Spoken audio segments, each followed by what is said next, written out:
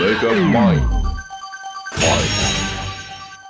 I love Punch-Out! It's one of my all-time favorite video game series, and my chalk pick for my favorite underrated Nintendo franchise. Like, you know how a lot of Nintendo fans have that one franchise they really love that never seems to get the attention or reverence it deserves from Nintendo? That childhood cult classic favorite? For some people, it's Pikmin, for some, it's Mother, and for others, it's WarioWare, but for me, it's always been Punch-Out! Not only is the original NES version far and away my favorite game on the console, and yes, I say that with full knowledge of the Mario and Zelda games on there, but also the Wii version is most definitely in my top 5 or 10 favorite games on that system as well. It's just such an immediately approachable, charming, and rootable series. The simple tale of an underdog boxer taking on all comers in his eventual rise through the world of professional fighting. This is a concept that's existed for about as long as visual media has, and to say that Nintendo's take on it is a classic would be an understatement. That said, Punch-Out! Is definitely also one of Nintendo's more low-key series. Despite the immediate recognizability and icon status of the NES original, Punch-Out! Isn't a series that immediately springs to mind for most people as one of Nintendo's all-time greats. Some people don't even realize that there's an SNES or Wii version. A lot of people just remember it as that NES game where Mike Tyson beat them senseless nearly 40 years ago, and that just won't do. So in this video, I want to take a trip back to 1987 or 1990, your choice, and take on the game that started a generation. I want to take a deep dive into the original NES Punch-Out! Be it Mike Tyson featuring Mr. Dream or just Gold, let's see if this plucky NES classic can truly punch its way in the modern day. Let's get ready to rumble.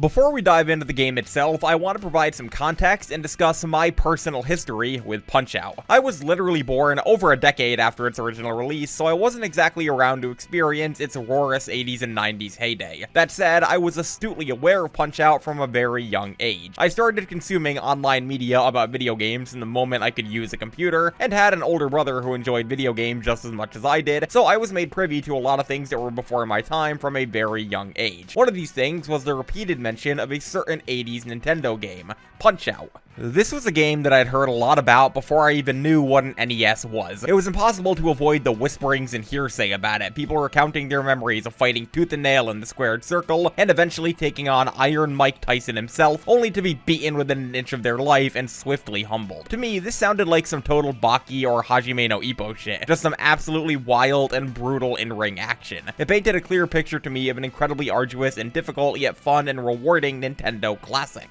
Eventually, I'd go on to get a 3DS for Christmas of 2011, and not too long after that, the Virtual Console dropped. Please bring it back. Through this service, I was able to visit a lot of classics for the first time. I remember playing a lot of Game Boy Tetris, Mega Man, Mario Land 2, and others, but none of them quite held my attention in the way that Punch-Out! Did. This was an obvious contender for a game that I had to pick up for my 3DS, and once I did, I couldn't put it down. I spent months of the school season of 2012 grinding away at this game, taking careful note of every punch I landed and treating every victory is a monumental occasion, with admittedly a lot of save scumming along the way. I even remember getting stuck on King Hippo, one of the game's opponents, until a teacher's assistant at my school who I was really close with by the name of Lucian burst into a classroom during a free period to tell me he had remembered the strategy to beating him. No, seriously, Lucian busted in and just yelled, "I remember how to beat King Hippo," with only me and another teacher in the room. He was an OG, and I would have left school way earlier without him. It wouldn't be until, I kid you not, Christmas Eve of 2012 when I was visiting my dad for the holiday that I finally found myself facing down Punch-Out's final few opponents. I beat Super Macho Man, Mr. Sandman, and was finally facing down, not Mike Tyson, but we'll talk about that. Still though, this enigmatic final opponent, Mr. Dream, was still tough as nails even with save state scumming, but with the power of perseverance, pattern recognition, and a lot of restore points, plus the warmth of being inside with family during the Christmas season, I beat Punch-Out! For the first time. It seemed like a genuine Christmas miracle. This is a whole chapter in my childhood gaming life that I value intensely. It might sound cheesy or sappy, and I'm sure some people will view it as a bit cringe, but the experience of whittling away at Punch-Out! Over the course of nearly a full school year, having discussions with friends, teachers, and family about it, always having my 3DS on standby, and just having it as a constant presence in my life was unironically really special and formative. It's probably a big reason that I'd go on to have such an intense appreciation for gaming history. If a literal autistic zoomer like me could get wrapped up in a game over a decade older than me, then I'm sure anyone could. So yeah, Punch Punch-Out and its presence in my early teenage years left a profoundly strong impact on me for such a simple game. But where did it come from? Who did I have to thank for giving me such a fun and rich childhood experience? Well, let's dive into its development history and find out.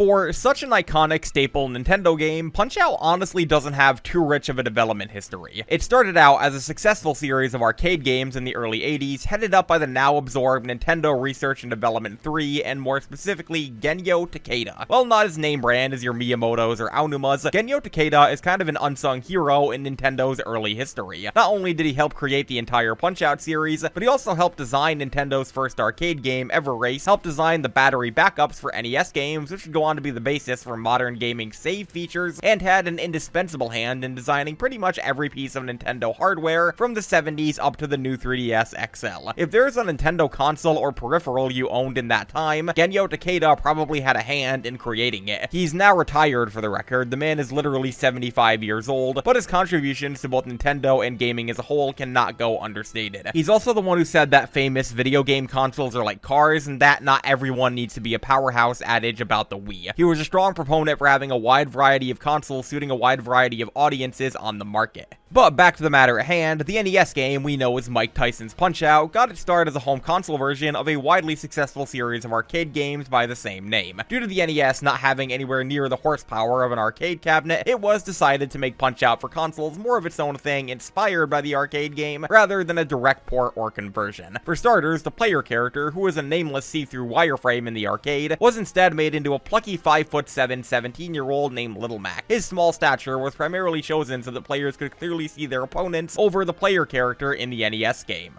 Aside from that, Punch-Out initially released as a very limited lottery prize exclusive to Japan by the name of Punch-Out Gold, and actually featured Super Macho Man as its final boss. It wasn't until former Nintendo president Minoru Arakawa attended a boxing match that featured soon-to-be heavyweight champion Mike Tyson that the game was to feature a real-life boxer. Arakawa was awestruck by Tyson's speed, strength, and physical ability, and knew immediately that he wanted him in the game. Tyson was paid out the ass for his appearance in Punch-Out, and after actually winning the World Heavyweight Championship in 1986, helped ensure the game's eventual success. Having a pop culture icon attached to your video game in the 80s was a surefire way to make it sell. He featured in the game as its tough-as-nails final boss, capable of instantly KOing the player and giving many 80s children vicious crying episodes. Your thoughts on the man aside, I certainly have mine. He still very clearly loves Punch-Out and his role in it, which I absolutely respect. Things weren't all sunshine and rainbows though, as by 1990, Tyson was to be removed from Punch-Out. This actually wasn't due to his ongoing criminal charges and legal trouble, but rather simply due to Nintendo's license to use his name and likeness expiring. As such, starting in 1990, the game once known as Mike Tyson's Punch-Out was renamed to just Punch-Out, or Punch-Out featuring Mr. Dream, and replaced Mike Tyson with a generic fictional white man. The fight was still mechanically identical, just with Tyson reskinned into a new character. This is the version available on all modern consoles, even the Switch Online version, despite Tyson's advocacy for Nintendo re-releasing the original Tyson cut. And this wasn't the only change Punch-Out went through over the years, as several of its original characters also had to be renamed. Specifically, the Japanese wrestler Piston Hondo was renamed to Piston Hondo, likely to avoid issues with the Honda car manufacturer, and the Russian Vodka Drinkensky was renamed to Soda Popinsky, for obvious reasons. But yeah, Mike Tyson or not, Punch-Out was a massive commercial and critical success for Nintendo. It sold in the millions and remains to this day one of the most iconic and beloved NES games ever released. The game's cultural footprint is absolutely massive by video game standards. Not only is it regularly referenced within Nintendo's own games, in indie games and derivative works, and in the general gaming space, but has also shaped out a strangely comfortable place for itself within the greater pop culture landscape. This game is iconic in a mainstream way that most retro video games do not reach. For a few examples, Jimmy Kimmel once challenged Mike Tyson to beat himself in the game on The Tonight Show, only for Tyson to be immediately mollywopped. It's been referenced in countless movies and TV shows, including Brooklyn Nine-Nine. Nah, I'd imagine whoever killed him saw him after I did. Ooh, nice dodge. You're quick, like a cat. Like a dancer. Like Great Tiger. For Mike Tyson's Punch-Out. He could teleport around the ring. Most people thought it was impossible to get past him. I beat him every time. You just punch him when he gets dizzy. Really? I mean, Duh, everyone knows that. And the Mario movie, and most notably, Family Guy has made 3 separate references to it in 3 separate seasons. I guess someone at Family Guy existed in the 80s.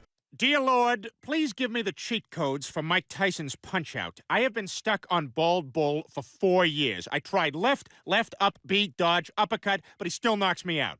And you know, they say you're supposed to go right, B, up, dodge, left, uppercut. Well, listen to me telling you how to play the game. But we couldn't afford the song from the movie, so we used the sound effects from Nintendo Punch-Out. Body blow, body blow, body blow, uppercut, uppercut, body blow. Up. Now, did you ever play old school Nintendo? Nope. Well, then what we're about to do may seem strange, but just go with it.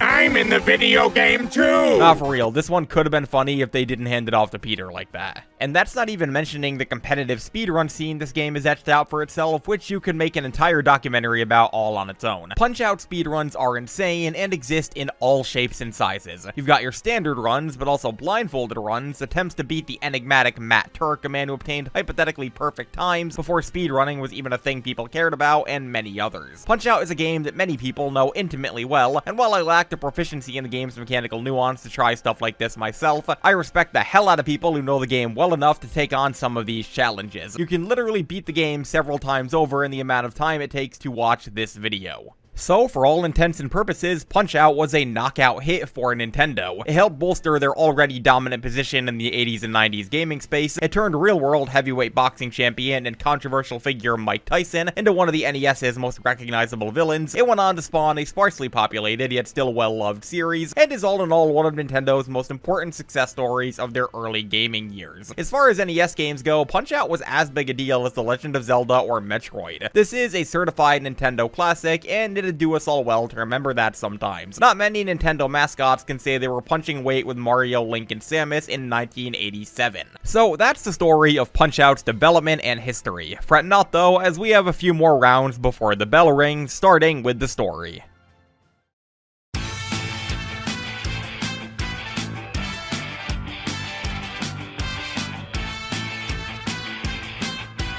I'll be honest, story is not Punch-Out's strong suit. It's an NES game after all, and one that predates Ninja Gaiden, so we weren't exactly expecting Shakespeare from it, but it's still very bog standard. Basically, the player controls Little Mac, a 17-year-old underdog boxer from the Bronx of New York, standing 5'7" and weighing 107 pounds. He apparently exists in a universe where weight classes and boxing protocol are basically optional suggestions. One day, he runs into Doc Lewis, an out-of-practice yet well-meaning ex-boxer and trainer, and the two forge a fast friendship and training regimen, with Doc training Mac through his path in the WVBA, or World Video Boxing Association. From here, the player, as Little Mac, will fight through a vast array of different culturally stereotypical boxers of all shapes and sizes as they climb the ranks and eventually take the title of WVBA champion. The game is split into 3 circuits between the minor circuit, major circuit, and world circuit, and the boxers will encounter within each vary in background and difficulty. This is something Punch-Out is pretty widely known and low-key kind of infamous for, its focus on regional characters to fill out its roster of opponents. While I don't think anything in this game is straight up racist or offensive, there's a reason Nintendo can re-release this game uninhibited. It's definitely a remnant of that 80s type of cultural insensitivity where base level stereotypes are used to represent cultures. The French boxer, Glass Joe, is a weak and timid coward.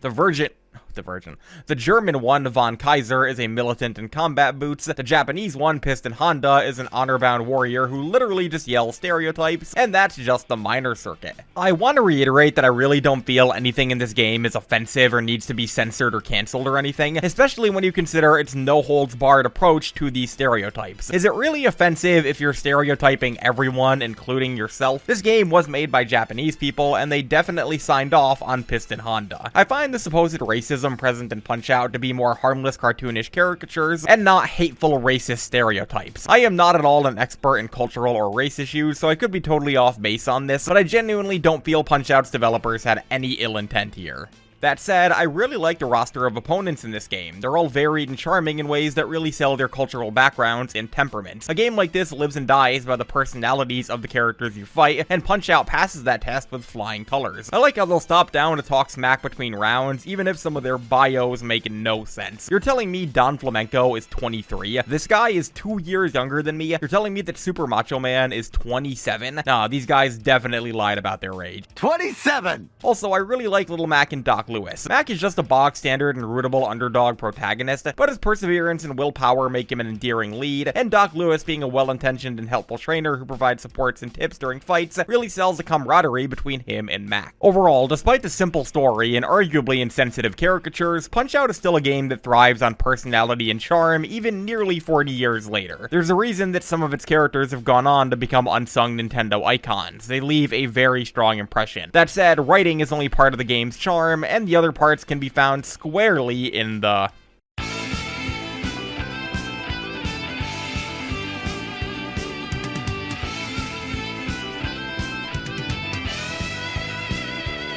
Punch-Out's presentation is second to none as far as NES games go. For such a simple game, both in terms of structure and concept, they really knocked it out of the park as far as the presentation goes. I'm obviously saying this with the context of it being an NES game. I'm not trying to say it looks or sounds as good as Demon's Souls remake or anything, but as far as NES games go, this one's a keeper both visually and musically. For starters, the character sprites are really great. They're incredibly detailed and intricate as far as NES games go, and despite their limited animations, they're always dynamic and animated enough for it to be clearly readable what an enemy is about to do and how to react accordingly. This game strikes a seamless balance between truly impressive visuals for its day and a simple readability that isn't compromised by too much detail. It's also worth noting that this game does have a fair bit of asset reuse, but it's not terribly obvious or distracting. Specifically, several of the boxers you fight share sprite skeletons with each other, like Glass Joe and Don Flamenco, Soda Popinski and Super Macho Man, etc. Again, this isn't too obvious when you're playing, and the game actually does do a good job of hiding it with things like palette and head swaps and stuff, but it's something you can't unsee once you notice it. The referee is also Mario, and apparently he's run out on his family, not very becoming of Mr. Video Game. Aside from the in-game sprites, the game also features a fair few cutscenes and cinematic elements that were very impressive for 1987. In between each round, you get a short scene of Doc Lewis coaching Mac on how to fight the opponent, and them just talking mad shit. These moments are great for character and world building, with the opponent's bios, ages, and win-loss ratios, and stuff like that being displayed prominently, and the sprites being detailed and dynamic. The characters will actually receive modifications based on how the fight is going, with Mac going from fine to on death's door, and the enemies getting minor bumps and bandages. There's additionally brief cutscene sections between each circuit showcasing Doc training Mac. These sections are great not only for giving us the iconic training theme and establishing series staples like Mac's bike and pink sweatsuit, but also changing in their time of day the further you get in the game. While this might seem pretty pedestrian by today's standards, it was some really impressive visual storytelling back in the 80s. It also led to a certain unfunny vintage internet meme, but that's beside the point. And while we're talking about the training theme, this game's small lineup of OSTs is really stellar across the board. The title music is this great, goofy, jaunty tune, the training theme, again, is stellar, and the music that plays during actual fights is iconic. It strikes a perfect balance between intense focus and willful perseverance, as far as NES music goes at least. It's one of my favorite main NES themes. Also, each opponent gets their own entrance theme fitting of their country of origin. Von Kaiser gets Ride of the Valkyries, Don Flamenco gets Carmen, Soda Popinski gets Song of the Volga Boatman, etc. Stuff like this goes miles in imparting the game's personality and sense of character. As a few additional notes on the game's presentation, the sound effects are great for an NES game. Everything has the appropriate level of impact, and the game feels always tactile and communicative. You know when you're landing a punch, when an enemy is lining up to attack, when your attack is blocked, when you've earned an uppercut, etc., just based on the game's audio feedback. Stuff like this is why this game is able to be comfortably speedrun blindfolded, and it's all in all a masterclass in accessibility and audio feedback. Also, Soda Popinski has Ganon's laugh from Zelda 2.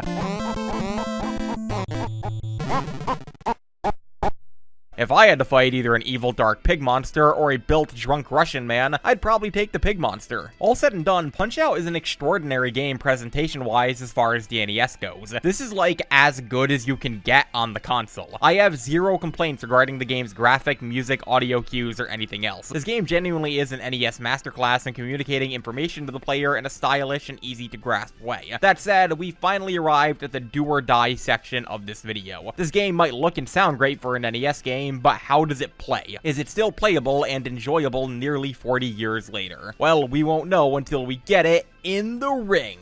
Sorry, Matt.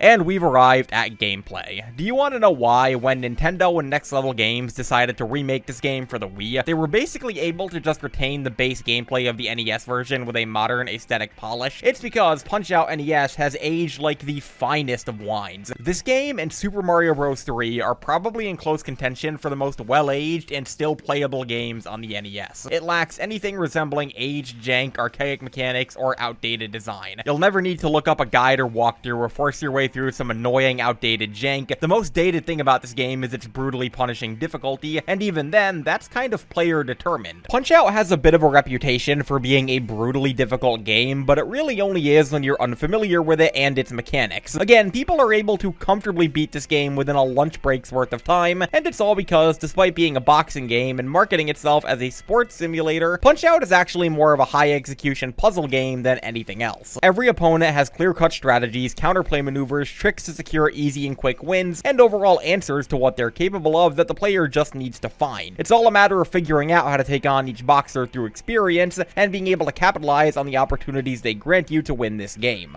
At a base, Punch-Out is a boxing game played from a behind-the-back perspective. The player cannot move at all, being anchored in place and only being capable of a few specific techniques. They can attack both the opponent's stomach and face left and right, dodge left and right, block attacks, and after performing a properly timed trick or exploiting an enemy weakness, earn a star that can be extended for a powerful uppercut. You can have up to 3 stars at a time. Otherwise, the player spends the entirety of Punch-Out using these abilities to climb the ranks of the WBBA, dodging enemy attacks and counterattacking in equal measure. Punch-Out is a game all about pattern recognition, timing, baiting and punishing, and all around being able to capitalize on your opponent's mistakes. Generally, dodging an attack successfully will grant you an opening to counterattack, often leading to a short combo. Aside from this, you can go for cheeky interruptions or try to sneak in extra punches to earn stars and throw off your opponent's patterns. This is a risky gamble, as mistiming a potential punch can have disastrous consequences, but if you know when to attack, you can adeptly capitalize on every opportunity. A big part of Punch-Out is recognizing what your opponent is about to do and reacting accordingly. Every opponent has a wide variety of attacks at their disposal, and it's the player's goal to learn their tells and how to punish each one. The game is exceptionally well designed and smart in terms of how it communicates this information, as even with the limited NES presentation, there's always a clear visual or audio indicator to fill you in on what attack your opponent is about to perform. It could be something as obvious as a loud telegraphed wind-up, or something as innocuous as an eyebrow wiggle or wink. Learning your opponent's tells and how to react to each one is the most important step for each new fight. You also have a stamina meter, which will go down after enemies block your punches or you block. If it runs out, you enter the dreaded pink mode, during which you can't attack and can only defend. You can regain your stamina by dodging a few enemy attacks, but let it be known that running out at the wrong time can get you capital F fucked. Stamina management and knowing when to attack, dodge, and block is paramount to your victory. Different fights give you different levels of stamina, I guess based on how much sleep Mac got the previous night, with some giving you several dozen and others giving you as low as 10. I find that the game doesn't too often discriminate between left and right punches or dodges, and that doing whatever is most comfortable to you is usually fine. There are exceptions to this, where enemy attacks can only be dodged certain ways, or enemies can only be hit certain ways, but they aren't too terribly common. They'll come into play more when you're indulging the finer nuances of the game and trying to perform all of the cheeky hidden tech, rather than being essential to the average casual playthrough.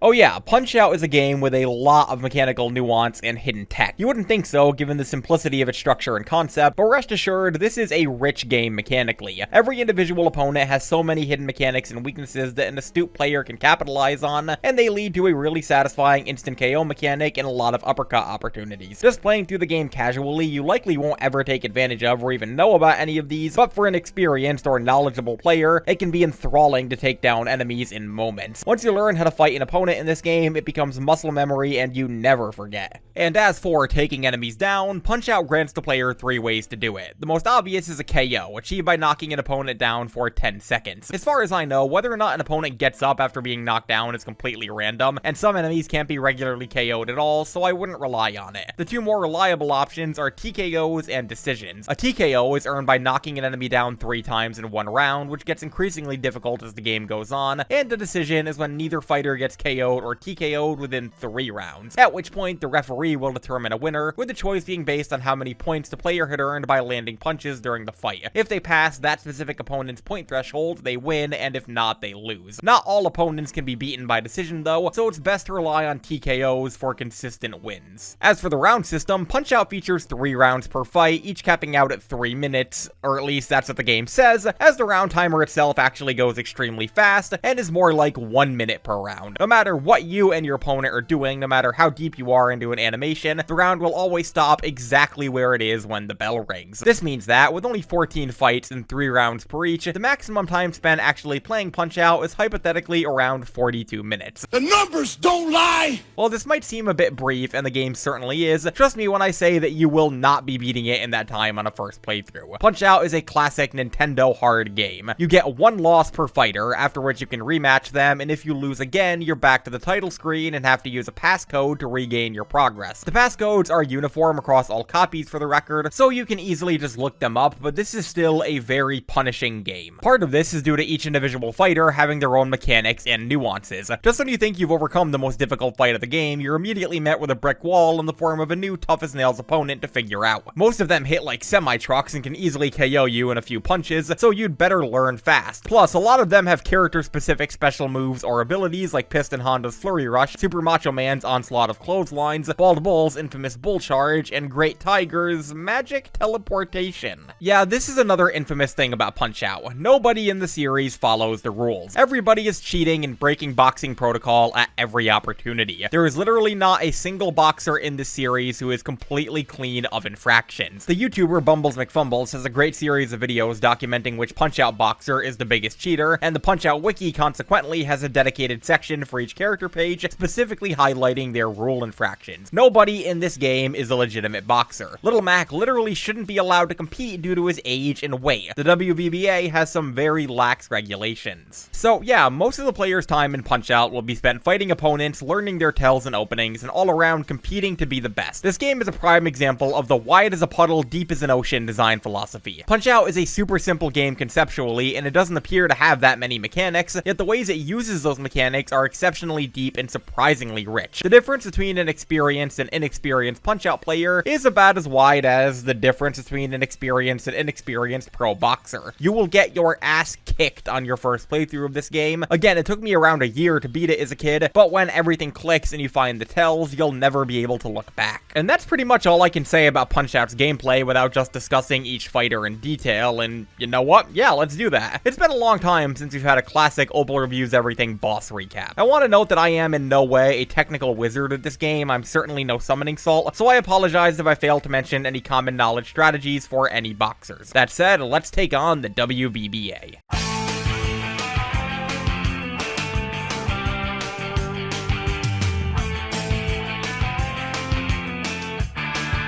Our first opponent is Glass Joe, a twiggy 30-something Frenchman with 99 losses and 1 accidental win. As the first opponent of the game and a remarkably easy comedy routine, he's one of the most iconic characters in the series. His cowardly, down-on-his-luck demeanor is really charming, and the fact that it literally takes him like a full minute to even try to throw a punch is really funny. He's always been my choice for a second Punch-Out rep in Smash. I'd love to see him as a Dan Hibiki-esque joke character version of Little Mac. All in all, despite his easy difficulty, Glass Joe is a good start to the game. Our second opponent is Von Kaiser, a 42-year-old German man who's just over the age cutoff to be a professional boxer. While his appearance and demeanor might seem intimidating, and he's a fair bit more competent than Glass Joe, he's also remarkably easy if you stay on the offensive, and is all in all one of the more forgettable boxers in the game for me. I like him a lot more in Punch-Out Wii. The champion of the minor circuit is Piston Honda, a gnarly Japanese stereotype who yells things like sushi and kamikaze while you fight him. I like to think that Nintendo figured nobody would mind the caricatures in this game if they made the one for them really over the top. Aside from that, Piston Honda is a fair first champion for the player to fight. He's actually not mind-numbingly easy and is the first genuinely competent opponent in the game, and his Honda rush attack can definitely mix you up. It's very easy to get an instant KO on him if you know the timing, however.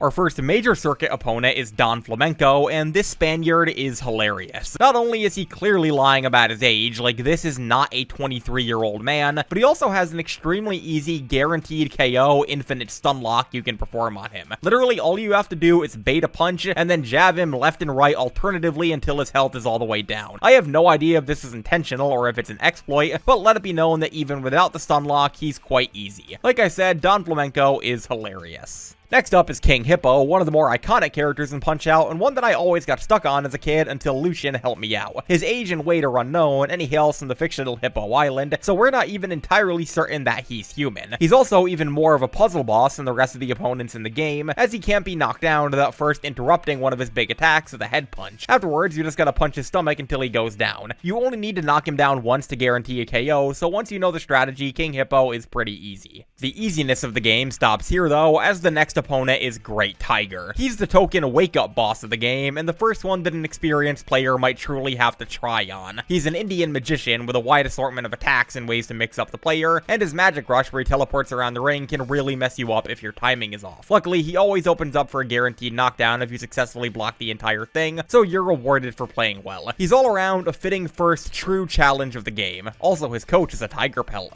The champion of the major circuit is the iconic and infamous Bald Bull, a rage-filled and oddly shaped man from Istanbul, Turkey. He's a pretty fitting challenge for most of his fight, but then he busts out the Bull Charge, and this is where the men and the boys are separated. This is a guaranteed knockdown charge into the player that he will keep using if you dodge it and can't be blocked. The only way to stop it is to interrupt it with a well-timed stomach punch, which does instantly knock Bald Bull down, but missing it results in your instant knockdown. Bald Bull is basically the Ornstein and Smo of this game. He's a skill check gatekeeper to keep unready players out. Kicking off the World Circuit is a rematch against Piston Honda, who somehow managed to climb the ranks under your nose, and this fight is fine. It basically just feels like a beefed up version of his first fight, with tighter timing, less opportunities for instant KOs, and an all-around higher degree of challenge. I respect that though. I always felt like Piston Honda was a really respectable opponent, and was underranked. Next up is Soda Popinski, a towering Russian brute, and one of the more fundamental opponents at this point in the game. He doesn't have that many tricks or gimmicks or anything. He's a pretty honest fighter whose difficulty comes from his speed and power. He also loves soda despite his ripped appearance, and may or may not have spiked some of it. All in all, I like Soda Popinski. As someone who plays heavy in TF2 and Zangief in Street Fighter, me and him can have a Dr. Pepper sometime. Next up is another rematch, this time against Bald Bull. This fight scared the hell out of me, as for some reason I misremembered that he only had to be knocked down once to win, not unlike King Hippo from earlier. So when he stood back up, I was just like...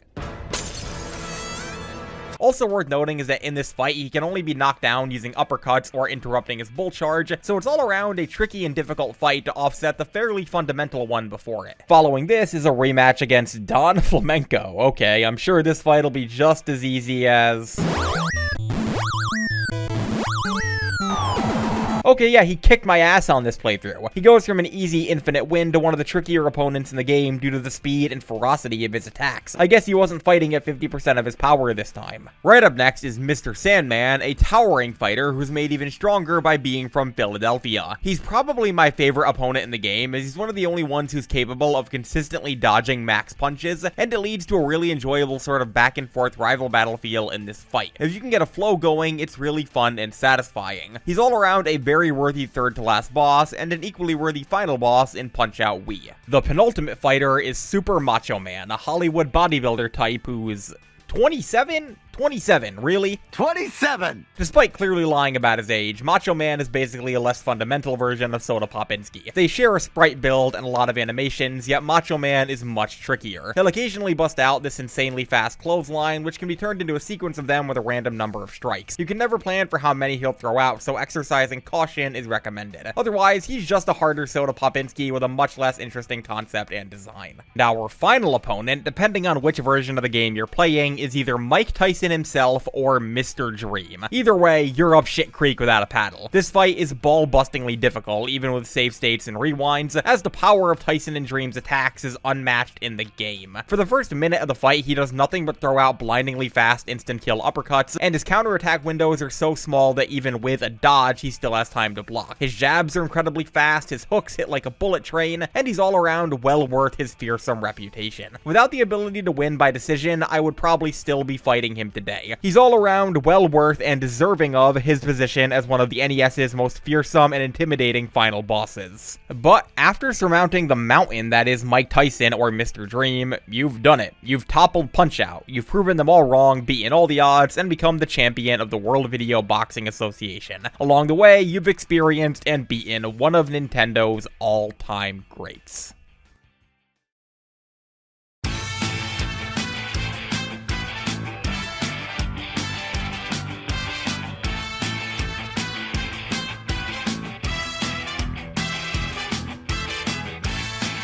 And that truly is how I feel about Punch-Out. This is one of Nintendo and gaming in general's all-time greats. It might be difficult to recognize that these days, as the series is pretty much nothing more than cameo fodder and a nostalgic reference for boomer media, but it cannot go understated just how well-aged and masterfully designed Punch-Out is. From its immediately graspable concept, to its story of perseverance in the face of impossible odds, to its litany of charming and memorable characters, to its unique and timeless gameplay, Punch-Out is a marvel and a definitive example of how a good game can pass even generational boundaries. There's a reason that, aside from Mario and Zelda, this is the game that's stuck in the general pop culture landscape's minds for the past several decades. The game that TV shows reference, that Iron Mike Tyson still has reverence for, that Nintendo pays tribute to in whatever way they can without making a new game, and in general that people still remember. I've known people with no respect or reverence for Nintendo who still loved Punch-Out. Despite being a very simple, humble little NES boxing game, Punch-Out really is capable of passing most player quality checks even by modern standards. This game isn't some neat little novelty or thing you glance at for historical value. Punch-Out is just as good of a video game in the 2020s as it was in the 80s or 90s. This is a game I think anyone can pick up and play and enjoy, and should be required material for anyone learning how to develop a game that stands the test of time. The fact that a game which released nearly 40 years ago, at a time when certain countries went by different names, when Mike Tyson was on top of the world, and when something like a YouTube video essay wasn't even a blip on anyone's radar, can still be considered an all-time great even today is staggering. It really shows that with good design, a keen vision, and a strong sense of personality, even a nearly 4-decade-year-old game can stand the test of time. Even the most unlikely of underdogs can rise to the occasion. Always remember, keep it clean and come out boxing.